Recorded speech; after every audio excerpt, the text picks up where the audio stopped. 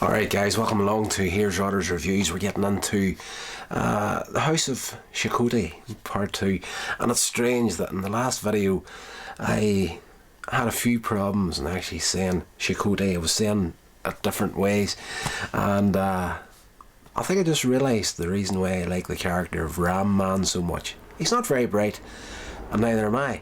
So in this episode he tried to say the name countless times and kept getting it wrong. Every time he tried to say the name Shokoti, he said it in a different way and everybody had to keep correcting him. At the very end of the episode he actually gets it right, and he's surprised that he's got something right, and then he's like, what did I say right? And everybody laughs and closes out the episode. It's a nice little finish to it, and just something that I found really random and funny, that for a character that I enjoy so much in the series. I can't say words like he can say them. I can't say them either. So my England isn't so good. So let's get into it.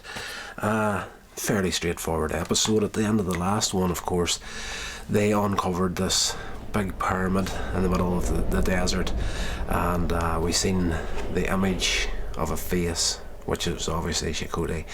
And at the beginning of this episode, our heroes are opening up the doorway to this pyramid, and of course they have the palace expert in all things antiquities with them, Melakva, and he realises that this is indeed the House of Shokoti and the power of darkness and all that sort of stuff, and they need to wait the daylight where her powers are weaker. And you do get to see that during the episode.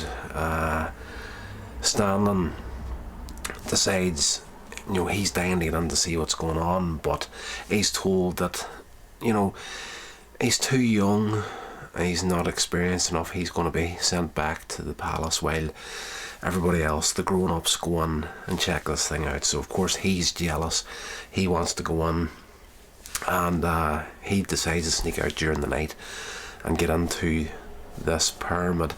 And of course in the night Shokoti is going to have her power at full strength. So everybody else is asleep, Prince Adam, Cringer, and they're all in their tent apart from Ram Man. He's standing guard outside the pyramid.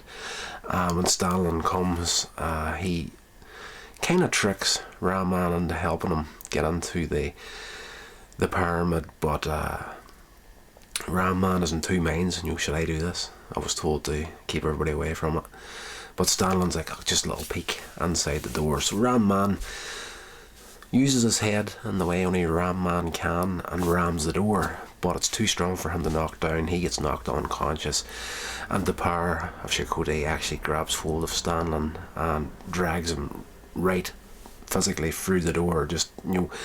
He just disappears into the doorway as as Prince Adam and Cringer arrive and see this happening.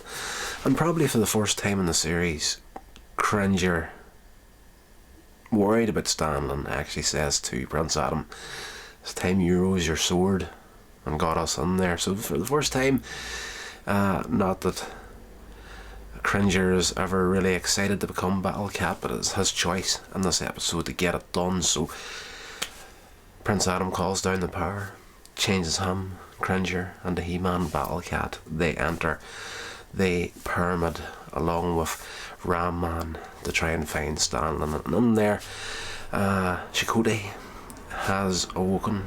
She's rose again, and she's going to use the power of darkness to raise this demon to bring about eternal darkness on the planet. So long story short, too late you're going to say, she does indeed almost manage to raise this beast, and she captures He-Man, Ram Man and Battle Cat. She's them tied down, actually puts them to sleep at one point, and he's lost the power sword and everything, but Stanley manages to get hold of it and runs away. He doesn't know what to do, so of course holding the power sword there gives him a connection to the sorceress, and she steps in telepathically to tell him there's nothing to fear in the darkness. Use the sword to help your friends. So he comes back, uses a sword to free them from the magical vines that are holding them in place, and they're sent out to escape while He-Man takes on the beast, the demon that Shokoti has risen, and he tips over a giant statue of her on top of this beast into this like cauldron or hole in the ground where this thing that rose from the waters that it rose from, and with the statue and that going in, it kind of reverses everything that's happening. This thing goes back to sleep or dissipates, whatever you want to say, and Shokoti, knowing that she's been defeated, vanishes, and that's the last we see of her. Now, I wasn't expecting that finish with Shokoti. I thought there was some sort of way where they would take her out of the game altogether. Now, moving forward, we're at the point in this series where I haven't seen past this in modern memory. That's to say, like, I've loved this as a child, but I'm 43 years old at this point, so right now, this episode, moving forward to the end of the box set, I've got no real memory of. A few bits might come back here and there. It does happen from time to time, but yes, we may see more of Shokoti further down the line, and we may not. You know, there's a lot of open-ended finishes for things back in the 80s, and you know, give you the option to bring a character back. You don't have to, and I think that's a big problem with some of the more modern things these days. Like that's kind of an issue, to kind of go off subject for a second, but it was kind of an issue I had with the Batman movies when they come out. Loved them, you know, the Michael Keaton ones and everything that came after it. But you tended to get a villain in the Batman movies that would die before the end of the movie. So you're like, okay, this is one movie. Dealt with one of the rogues gallery, we're never going to see him again. The Riddler, probably, just thinking back on it, the Riddler's probably the only one didn't die at the end of the movie, but you know, we never heard back from him either in that form. But I digress. This episode, He-Man, absolutely fantastic. Not as much happened in it as I was expecting to happen with all the setup that was in the House of Shokoti Part 1, but it was a tasty little episode, very enjoyable. And of course, at the end of each episode of He-Man and the Masters of the Universe, you get the PSA where one of the characters talks to the viewer, and this time He-Man himself comes on screen and he says, you know what, it's Shokoti today was bringing about the power of darkness, blah blah blah.